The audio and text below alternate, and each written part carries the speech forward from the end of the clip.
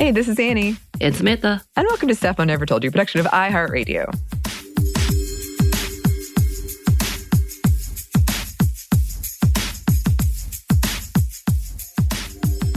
And as promised, here's our part 2 of our 2-part episode on Leah Thomas's recently published book, The Intersectional Environmentalist. If you haven't checked it out, our part 1 on it, go do so. And also, if you haven't checked out the book, go do so. Yes. Because it's really, really excellently written. It's so important, and it's such a good look at why the issues of the environment have to be intersectional. We have to look at them through an intersectional lens. So it's just can't recommend it enough.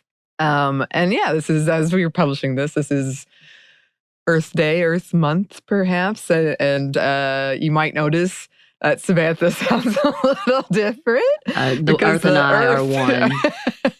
The Earth is not happy with you, perhaps. It has decided to, inundate me with all of the particles of the Earth, as happens in Atlanta, Georgia.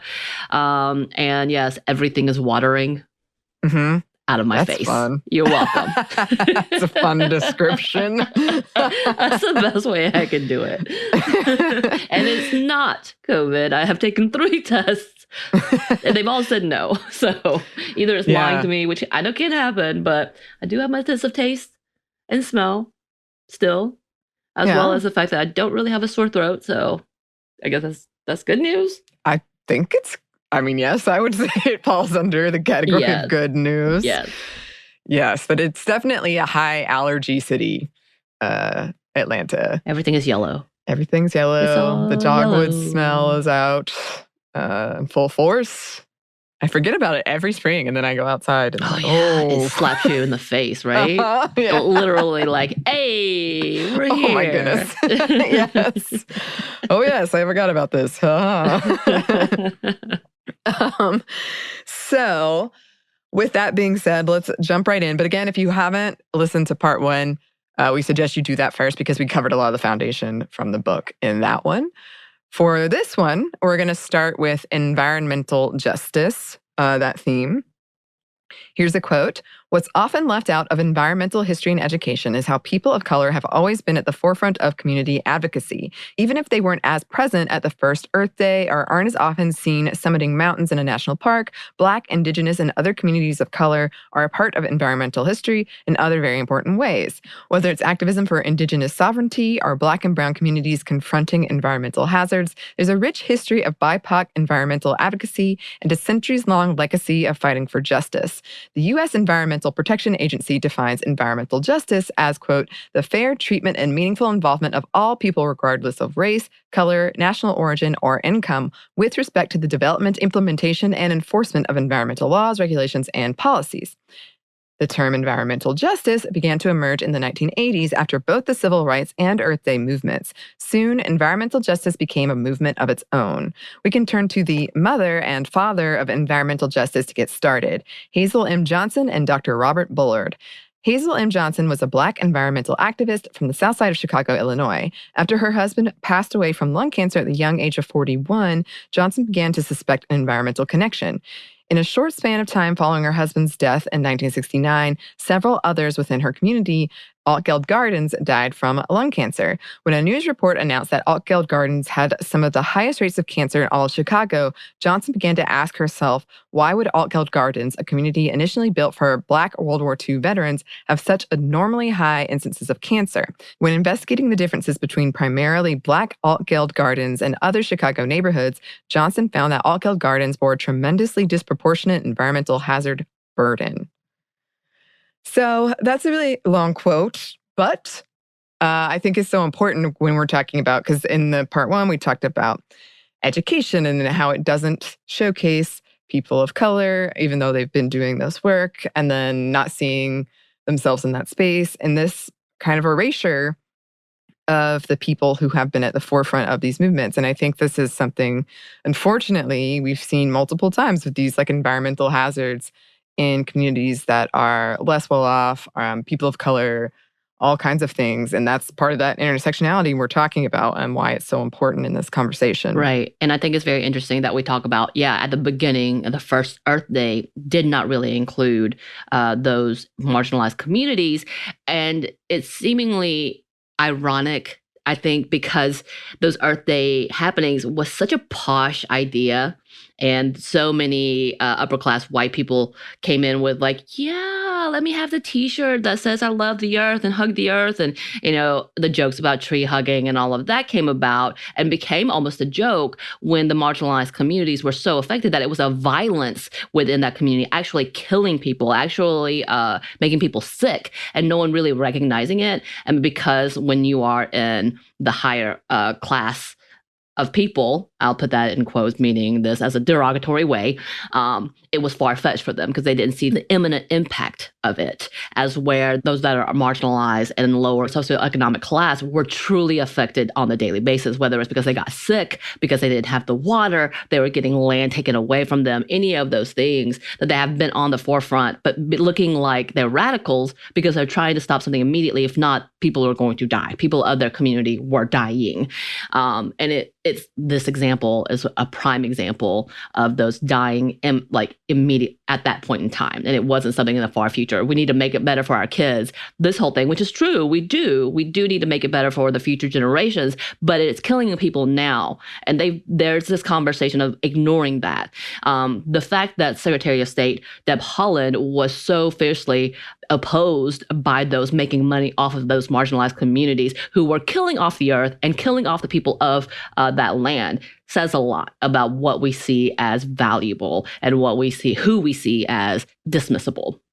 And that, again, is why when we talk about intersectional environmentalism, this is not about just looking cute and doing a trend. This is trying to save their own lives.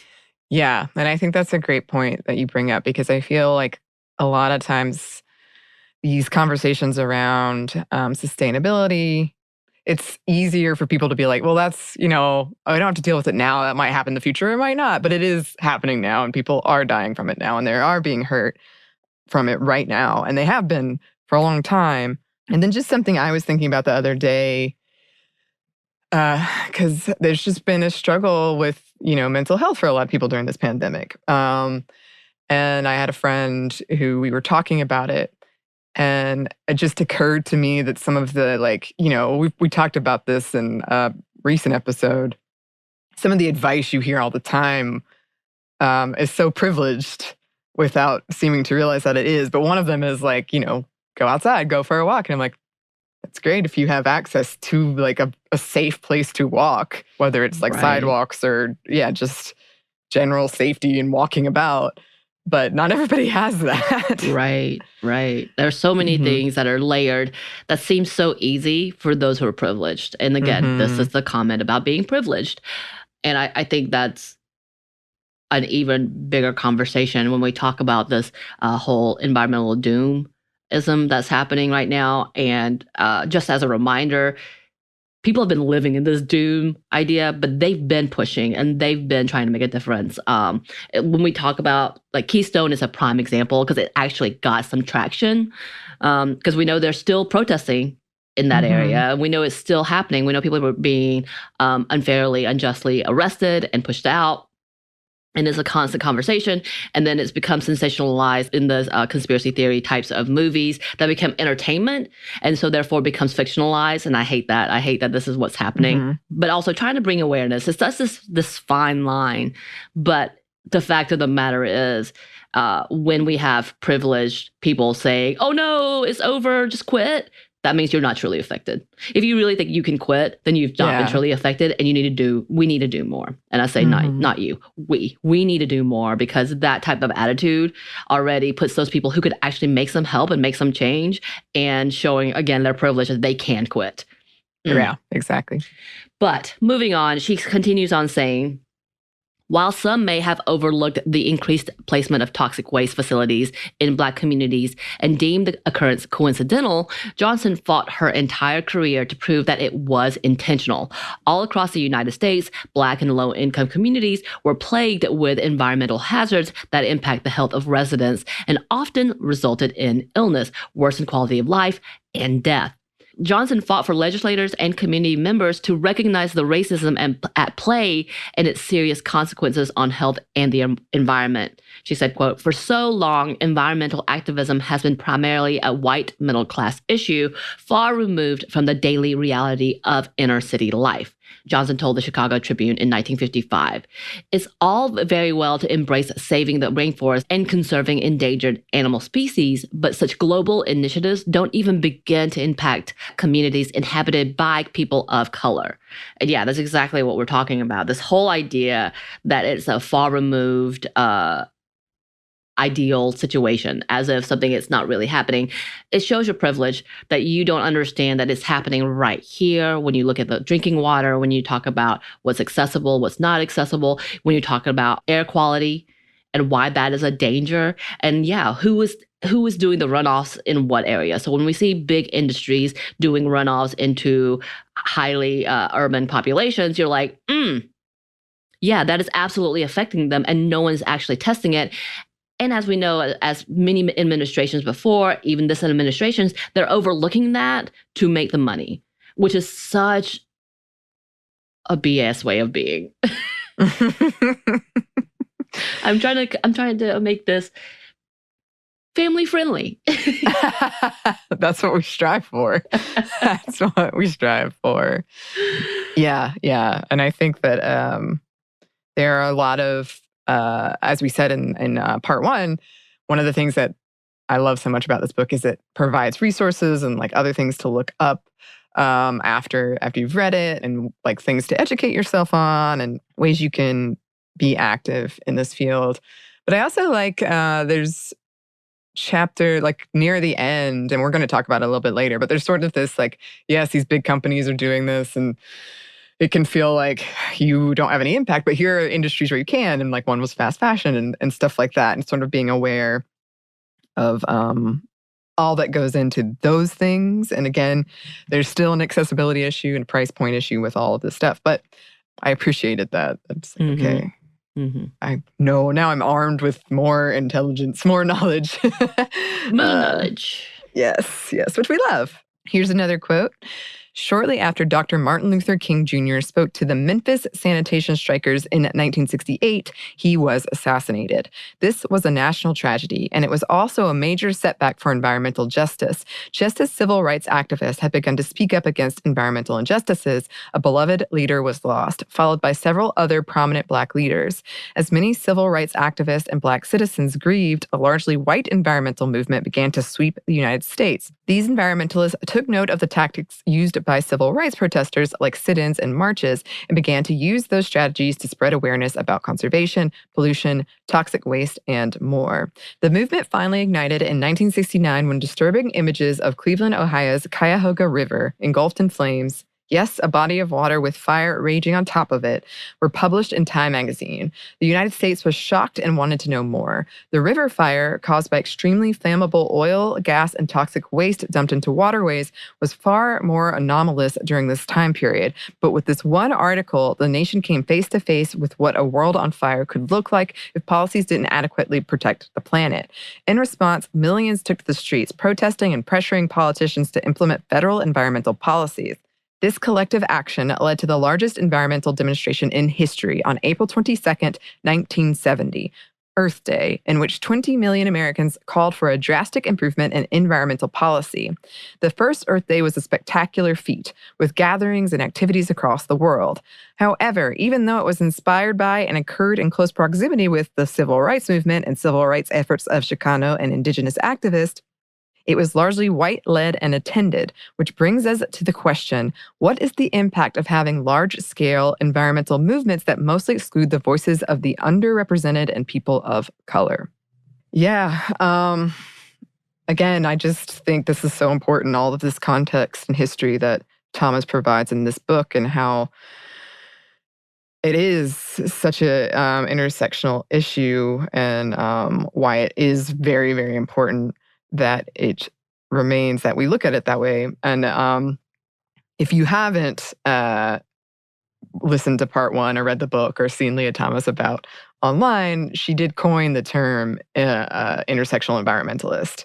So this is like, she is doing the work here. She has been doing the work. And I just think she did such a great job on like tying all of these things together and showing why they're all connected. Right.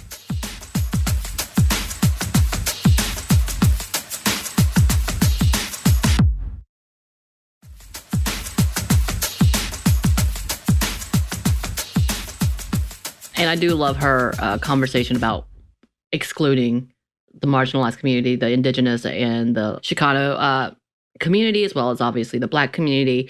And it kind of reminds me of the fact that the young people who have come and rose in conversation. You know, we had this whole thing with adult politicians making fun of young activists who were really trying to make an effort. That's a whole different conversation. You're like, why are you demeaning what's happening here? It's a serious conversation, and you're acting like a child by demeaning a child. But I digress. But the fact of the matter is that we know Greta Thunberg, she kind of became a symbol for those young people. And the one famous picture that I remember is her and all the activists, and two of the young Black women were cut out, or women of color were cut out of the picture. And I'm like, whoa, that says so much to what is happening here. And I know the other one of the ones that were cut out was Vanessa Nakate, who is now a little more well known because of that incident, calling them out. I'm like, wait, I'm here too. I've been doing the work as well. I don't understand why I just got cut out.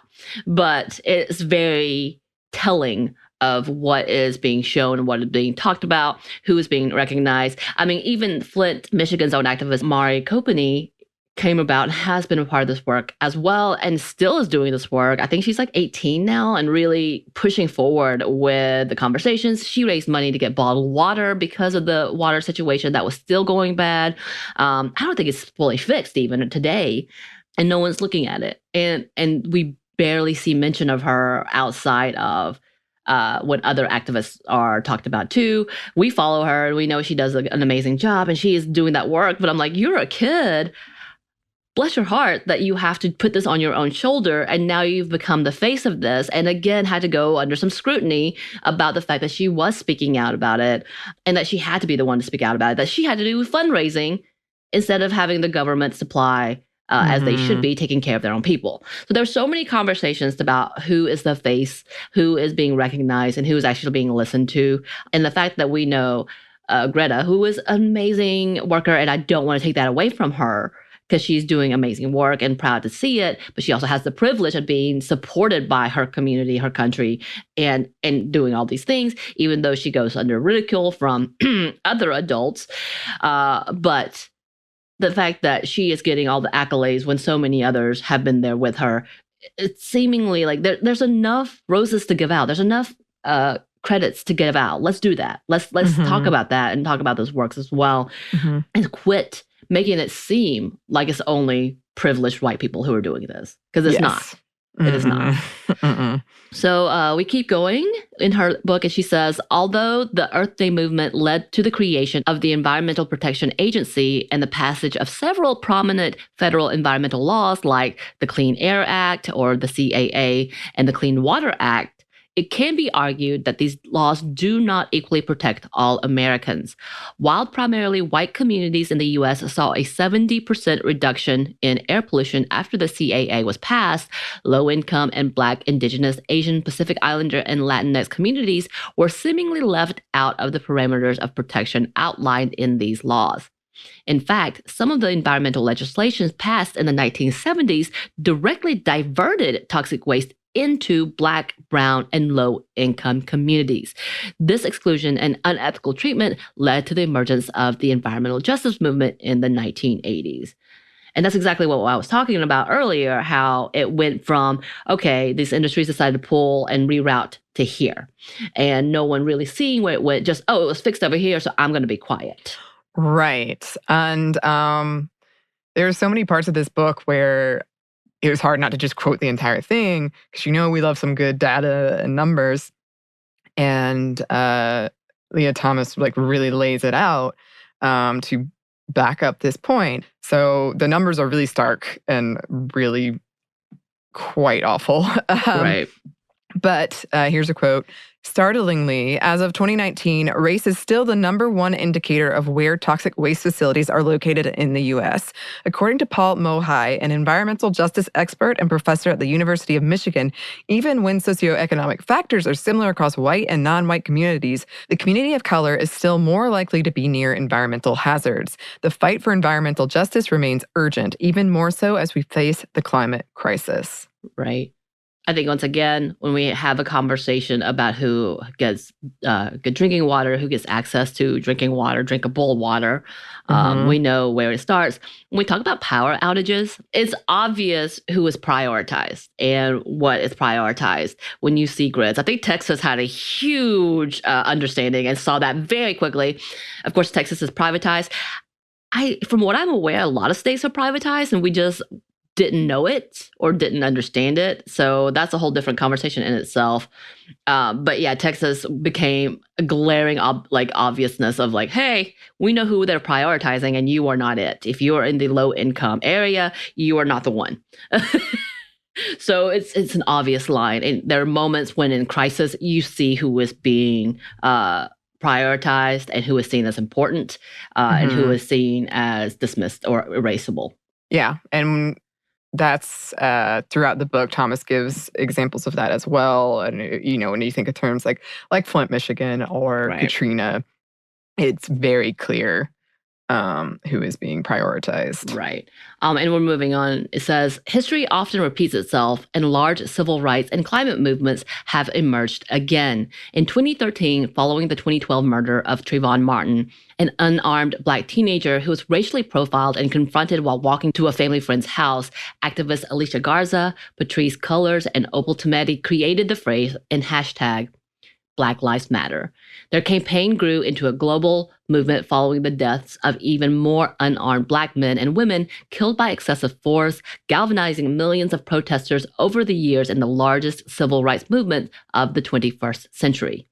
Land Back, a movement to reclaim everything stolen from Indigenous peoples, land, language, ceremony, medicines, and kinship, is growing. The Stop Asian Hate movement, sparked by a global increase in discrimination and violence against Asian people, is gaining momentum and resulting in policy shifts such as an anti-Asian hate crimes bill. Right. So again, just all this intersectionality and why it all matters.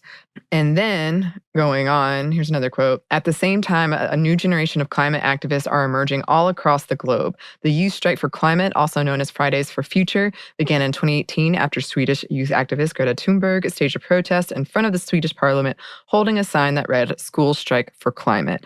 Her actions, along with those of several other brave students, resulted in an international movement of students of various ages that demonstrated and walked out of Friday classes to demand climate action, a transition to renewable energy, and a commitment to stopping the climate crisis.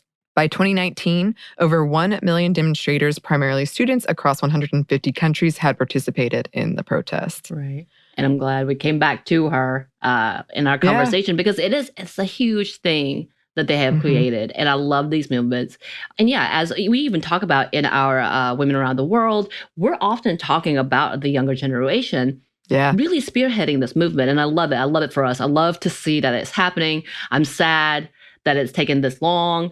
But both of those big movements, all these movements are really happening on a whole different scale. I know we can talk about social media being at the forefront of it too, but also that these are amazing women and girls who are creating these movements. And we've talked about it before. It really is a difference when you have these level of activists ready to just stand up and have a conversation. And oftentimes we see that it is squashed or ignored for so long. And when you get enough people, enough attention, that you have to at least have a conversation about it, which is the smallest step that you could truly take.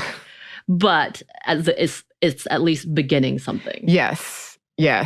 And one of the other things I really loved about this book is the nuance all these things were given, the nuance that it deserves, because I think a lot of times there's like terms like wish cycling, or, like a lot of times we do like one good thing. We're like, I'm doing this for the earth. But you really have to look into that. Like, it's way more than just that. And there can be a dark side to some of these things. Right. Which we're going to talk about towards the end. But before we get to that, we did want to talk about privilege, because there's a whole chapter about that in the book. Here's a quote. "We all have parts of our identities that shape how we relate to the world and how the world relates to us. The smallest things, from freckles on our faces to the tones of our voices, can influence how we're perceived by others and ultimately how they might treat us. These personal perceptions can lead to an accumulation of assumptions that become societal perceptions or biases that can be positive, neutral, or negative. Privilege is a set of unearned advantages, positive." Again, this is just such a huge, important piece of like all conversations, but in this one, and when it comes to environmentalism, as we've just been talking about this whole time, you have to acknowledge it. It is so important. Right. And also where you can do these things. So we talked about activism after the largest typhoon that happened, and the people who were trying to really talk about, hey, this is killing our community. Not only is it killing our where we're living, but our way of life. Like fishermen who are trying to make a living, they're dying because they're getting capsized and drowning. Like all of these things. And these are conversations about the way things are built, the types of constructions that are happening, all of these things. And people were being murdered for just saying it.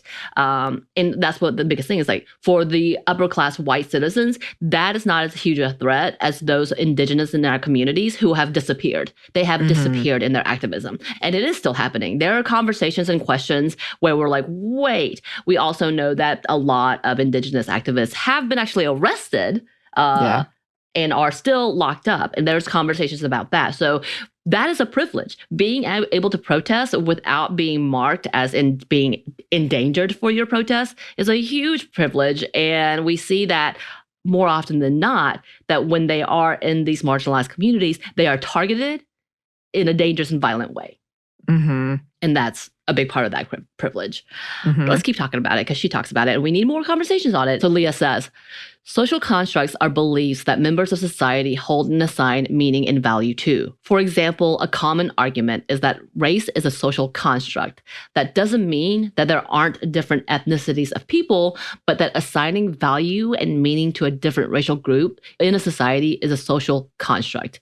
When people use racism as a justification for the mistreatment of other people, they are playing off a social construct that race inherently makes humans different from one another, when there is no factual or scientific basis for this.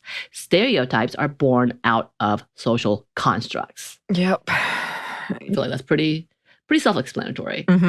Which, by the way, has been weaponized against people, which is what we know the white cis heteronormative community are using, saying you're creating this, not us.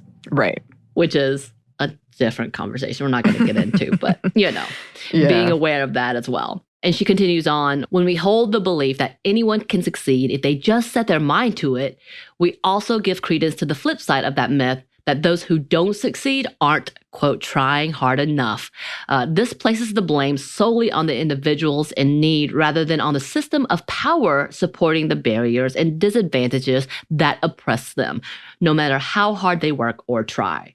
And that's the big, like, she does such a great job in breaking that down about what that looks like. That bootstrapping theory should have been dismissed so long ago. Maybe it could have worked for one point in time for the lower middle class, lower class white people. That worked. But that still had a system of favor, whether it's someone like them that pulled them up, whether it was a family member that eventually, like, their networking is a whole different conversation.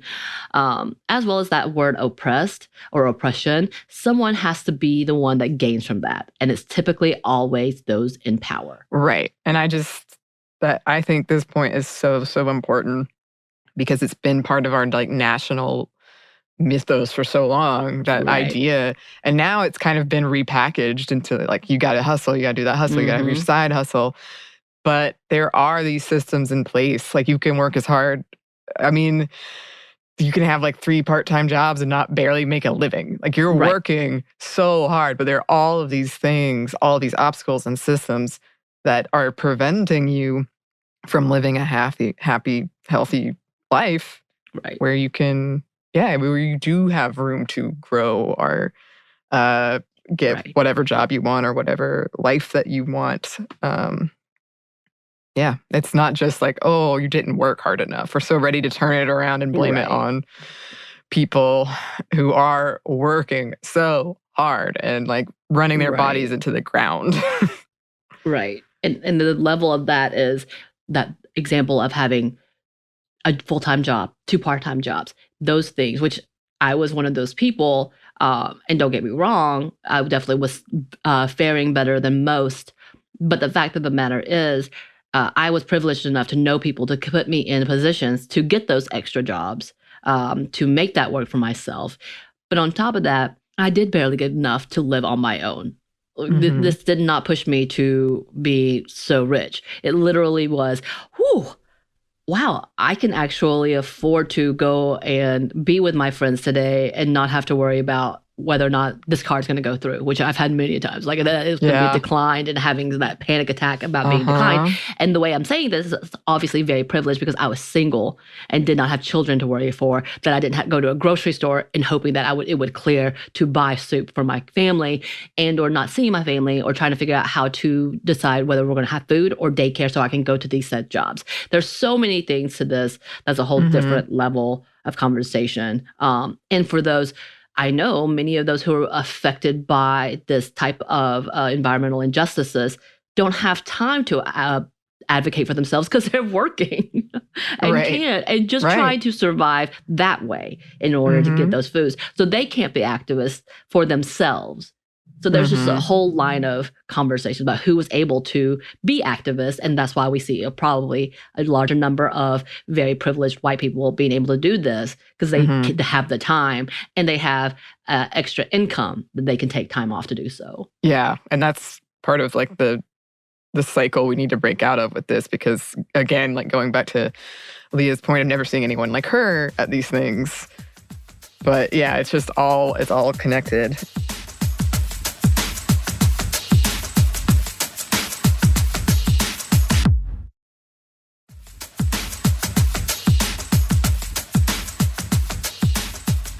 Here's another quote.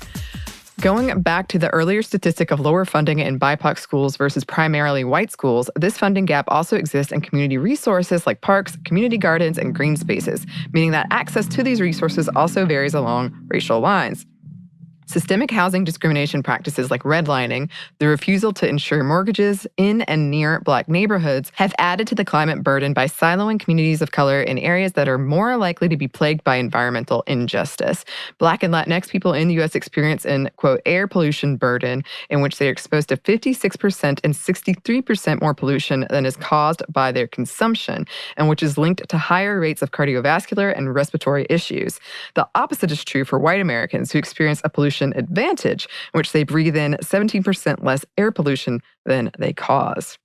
So that's also, a key part of this too, is that, who's causing the most damage and who's the most impacted. Right. Well, that's the other part of this, because I think about the Clean Air Act.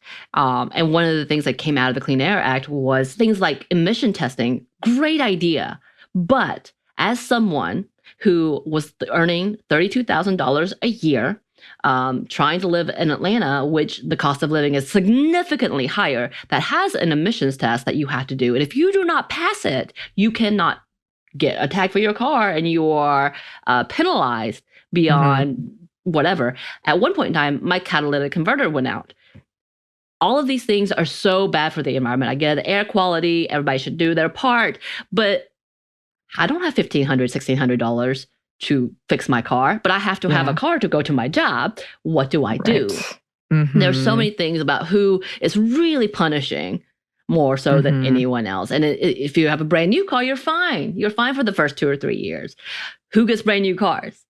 Not those who can't afford it, obviously. So there's just so many conversations about who are they actually making money off of and who is it actually going after.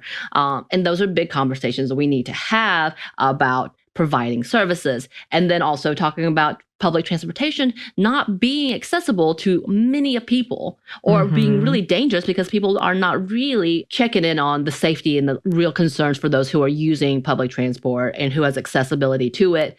There's so many conversations to this. And then when we look at it, when you break it down, yes, we want to definitely stop with the cars. Let's get more public transit. But people are so opposed to it because they're like, it's going to bring in those urban people, which is very coded language, and we know exactly what they mean.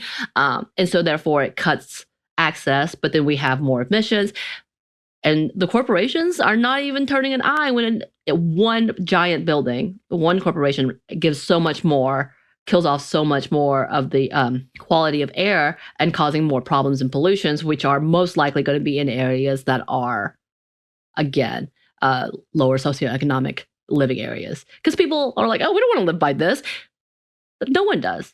But they can't afford to not live there. So who has access? There's so many conversations to this that is completely layered about privilege. But yeah, I really, the Clean Air Act, good intentions for those who can afford it. Yeah. I mean, it's another example of like clearly didn't ask the people who would be impacted the most.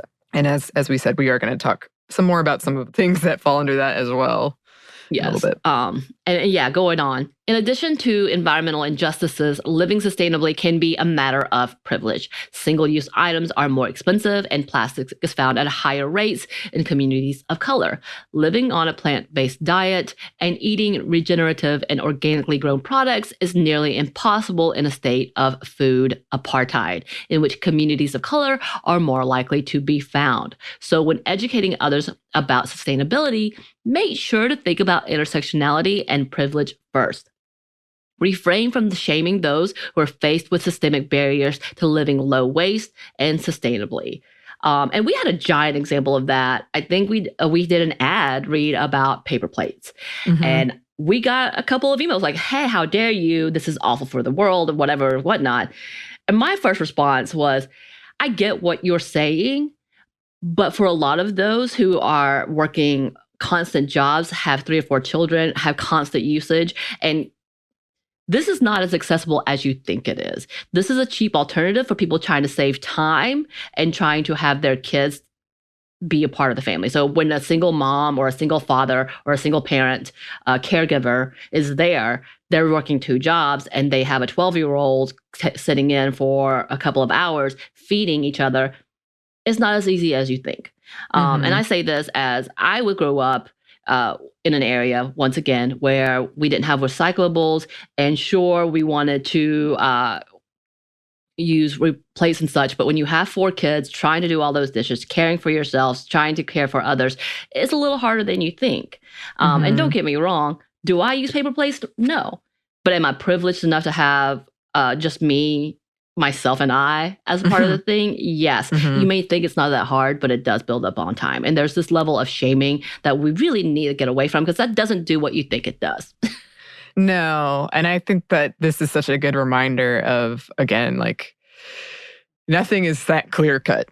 Right. Like, nothing in life is that clear cut. There's always something to consider, and especially around accessibility, because I've seen similar arguments around, it's sort of different but related, but around like pre-cut food. And people will be like, oh, well, people so lazy. Like, not everybody, I guess, some people can't cut up like time-wise, or maybe they have a disability or something. Like, you should just make sure. Stop. Let's stop. And that's that whole conversation about, for those who can't afford it, that's wonderful.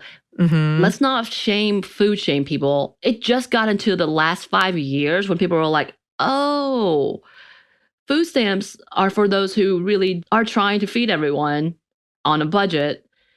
And I've already explained this a couple of times. To qualify for a food stamp is pretty difficult. And to lose it is really easy. Like, I had to sit with my clients to try to fill these out. And I'm like, what the hell are these forms? And how quickly you can lose it is so easy. It's so easy to lose. But all of that to say, it just got to the point that it's like, oh, they don't want just milk and cheese and bread. You can't have, like, just, you can have fruit, but it costs so much that it's not cost efficient. And then people are shaming people for buying something that's not on the list and having a food stamp card. That's such an odd stance to have against people who have food stamps. Allow them to have a treat. Having ice cream, how dare you? How dare you? You were on food stamps. What? Like, there's so many levels. And to the fact that finally, I think in the last 5 years, community gardens, farmers markets have been like, oh, it would be nice to be accessible for these fresh fruits and good foods and actually giving like double the value. Yes, please. Let's do that. That's called caring and actually doing some type of activism. Right. And we won't get into this now, but that's also related to the fat shaming we see of, oh, well, they eat at McDonald's all the time or whatever it is. But that, again, is a lot of times an affordability. Like, what can I afford? A time thing, especially if you're working like 3 jobs. And then we have the health crisis, and we, as a country, seem to blame, or ready to blame, well, that was on you. You should have not just eaten all that all the time. Could be only what they could get their hands on or what they could afford. And that's, again, I think we need to have a lot more compassion, because I know there's a lot of foodie bloggers, parent bloggers that have all this privilege who do shame about food and saying, don't feed this to your kids. It's really, really cute and easy. And if you're able to do that, fantastic. Go you. No shame to that. But this shouldn't be the narrative that you put a stance on. You really need to calm down and really think about who you're talking to and why this could be really, really damaging in so many ways. Exactly.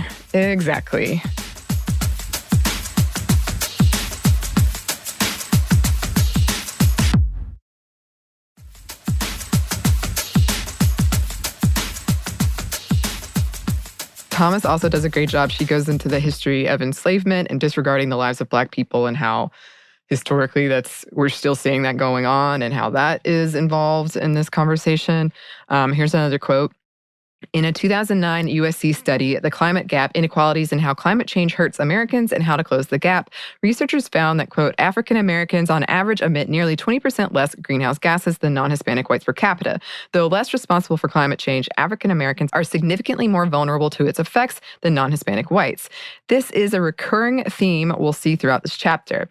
Those who are least responsible for the climate crisis are often the most impacted and burdened by it. So yes, again, that, and then there is great numbers breakdown on how environmental injustices impact the Black, Latinx, AAPI, and Indigenous communities, with notes on people with disabilities and queer folks. There's international examples, so like how the U.S.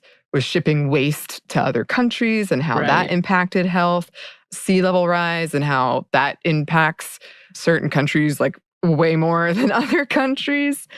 And then, as I mentioned, there's these everyday examples she goes over. So one being fast fashion, the waste involved, the human rights violations, the cost of entry, accessibility for slow fashion. So again, like nothing is clear cut. You can't just say like this is good or bad, but it has all of these pieces and we need to talk about it. Another one is the green energy.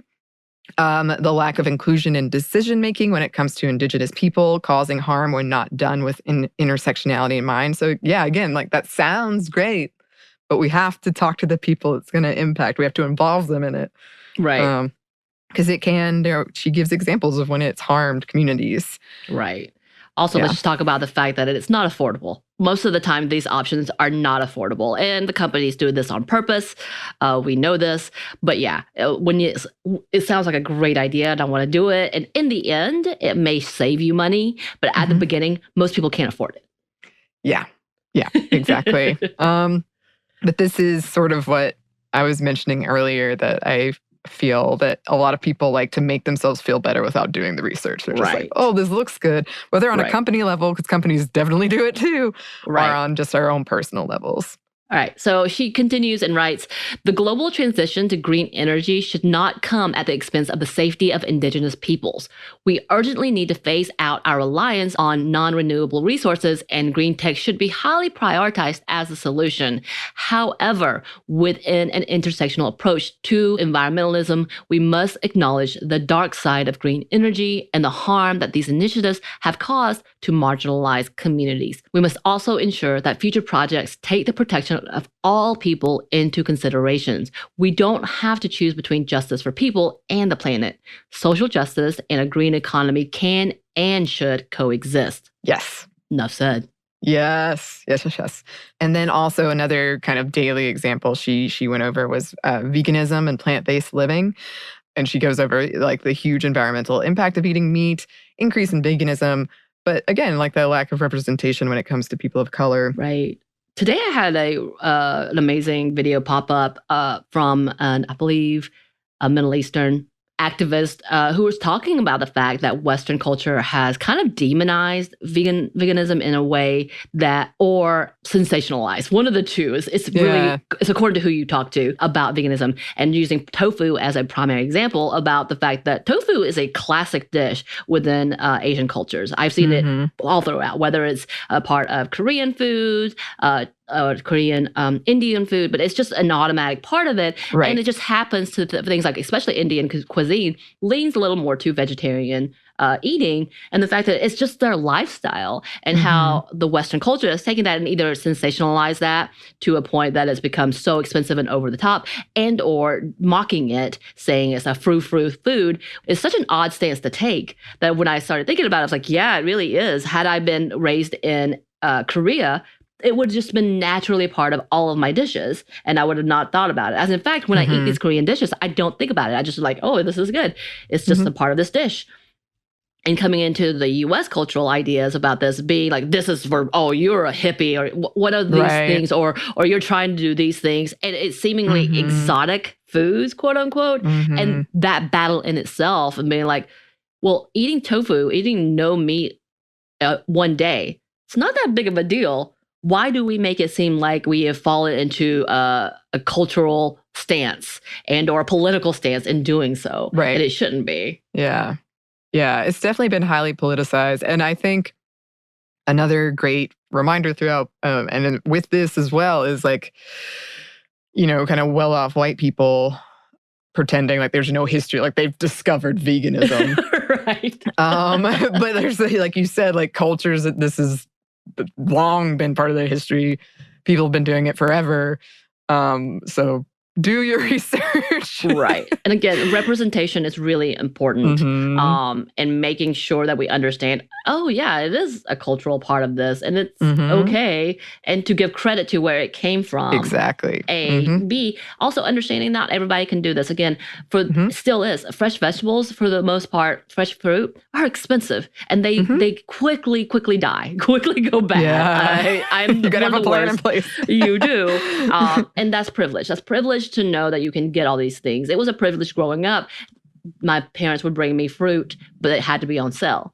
And I loved it, but also sparsing it out so I didn't just eat it all, but then also didn't wait too long. Such a thing. But for all these things, it is a privilege, and we have to understand that. And this is why canned goods and all that came into play, and why we need to talk about, once again, affordability. But go ahead. Yes. Well, this brings us to our concluding quote. So think about your special skills and apply them to the movements you care about. Even though I'm anxious and don't always feel comfortable holding a megaphone, I have found that writing and digital media are ways for me to contribute my unique skills to environmentalism. Your activism may not look like mine or like the next person's, but all of our strengths are pieces of the puzzle. A mentor of mine once said, even the revolution needs accountants. This made me laugh, but it's true. We can each contribute our skills in some way. So I'll leave you with this. I hope you understand how powerful you are. Please do share and amplify the messages you believe the world needs to hear. Take a leap of faith and attend a local protest if you can. Raise your hand to introduce an intersectional perspective where it needs to be heard. Stand up for what's right and don't back down, even when it's difficult, even when you might feel alone, because trust me, we're out there. There are generations of intersectional environmentalists in the field and a community that's ready to embrace you with support. Together, we can transform the future of environmentalism and, with collective action, spread our message across the globe and change enough hearts and minds to positively alter the future. The future is intersectional. Point blank. Yes. I love that. That was the kind of inspiring message she ends this book with. And then, as we said, there's all these really helpful resources. So we can't recommend it enough. It is really, really great. Right. It's really quick read. It's informative. It has those, like we said, kind of like questions to ask yourself and think about, and action items, which I love, to get involved in a responsible, intersectional, respectful way. Yes. And this is why we also wanted to put this in our book club, because it is a really good book club read, that it is interactive and you can do discussions. And she has all of the added addendums to it. She brings in so many activists that she knows into the book, bringing quotes and little interviews, and tells you where to follow them. I followed a few and I was like, wait, we followed a few before realizing they were all connected. I was like, look at that. Yeah. Loving it. She has an amazing amount of resources. She does a great job in tapping in on the different communities, really making sure that we are appreciating and acknowledging the Indigenous community who have been at the forefront of this conversation, because it has so directly impacted them and continues to harm them today, which we need to keep talking about forever and always. And she does an amazing job in making it seem attainable. Like these goals are attainable. Yeah. Yeah. It's fantastic. Go check it out if you haven't already. In the meantime, as always, if you have a book you would like to suggest, we would love to hear it. You can email us at stuffmediamomstuff@iheartmedia.com. You can find us on Twitter at momstuffpodcast or on Instagram at Stuff I Never Told You. Thanks as always to our super producer, Christina. Thank you. And thanks to you for listening. Stuff I Never Told You is a production of iHeartRadio. For more podcasts on iHeartRadio, visit the iHeartRadio app, Apple Podcasts, or wherever you listen to your favorite shows.